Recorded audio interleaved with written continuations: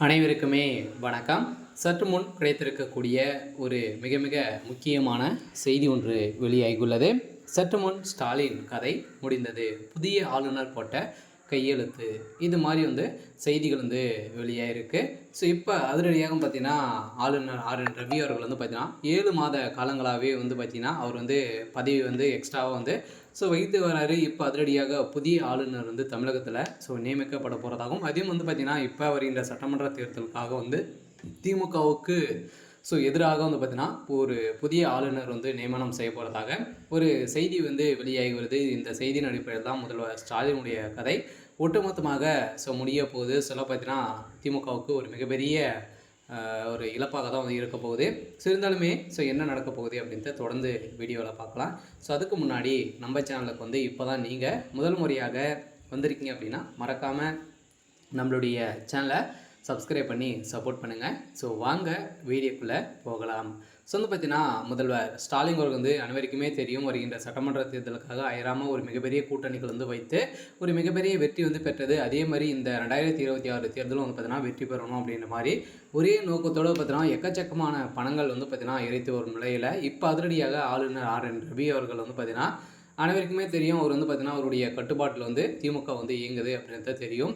இருந்தாலுமே இந்த நிலையில் புதிய ஆளுநர் போட்டாங்க அப்படின்னா திமுகவுக்கு எதிராக அவருடைய செயல்பாடு, அதேமாதிரி அவங்க நடக்கக்கூடிய ஊழல் அனைத்துமே பார்த்தீங்கன்னா எதிராக புதிய ஆளுநர் இப்போ கையெழுத்து போட்டிருக்காரு அப்படின்ற மாதிரி ஒரு தகவலும் வெளியாக இருக்குது. வருகின்ற சட்டமன்ற தேர்தலுக்குள்ளே புதிய ஆளுநர் பார்த்தீங்கன்னா நியமனம் செய்ய போகிறதாக ஜனாதிபதி அவர்களும் பார்த்தீங்கன்னா அதிரடியாக உத்தரவிட்டிருக்காங்க.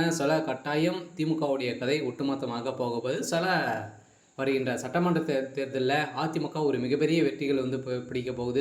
ஆட்சியை கைப்பற்ற போவது யார் அப்படின்னு பார்த்தீங்கன்னா எடப்பாடி பழனிசாமி அவர்கள் தான் இந்த 2026 ஆட்சியை பார்த்தீங்கன்னா கைப்பிடிக்க போகுது அப்படின்ற மாதிரி ஒரு பரபரப்பான கருத்து கணிப்பில் பார்த்தீங்கன்னா இப்போ வெளியிட்டிருக்காங்க. இந்த கருத்து கணிப்பின் அடிப்படையில் தான் இப்போ அதிரடியாக பார்த்தீங்கன்னா முதல்வர் ஸ்டாலினுடைய கதை ஒட்டுமொத்தமாக முடிய போகுது. பார்த்தீங்கன்னா இப்போ இந்த வருடம் பார்த்தீங்கன்னா அதிரடியாக எடப்பாடி பழனிசாமி அவர்கள் பார்த்தீங்கன்னா எதிர்த்து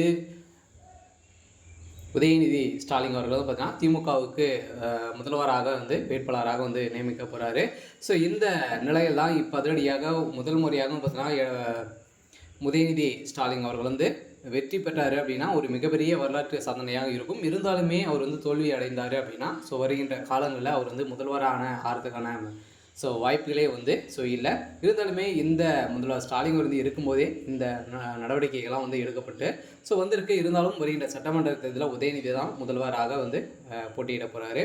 சரி, ஓகே. இன்றைக்கான அப்டேட் இதுதான். மறக்காமல் நம்மளுடைய சேனலை சப்ஸ்கிரைப் பண்ணி சப்போர்ட் பண்ணுங்கள். தேங்க்யூ.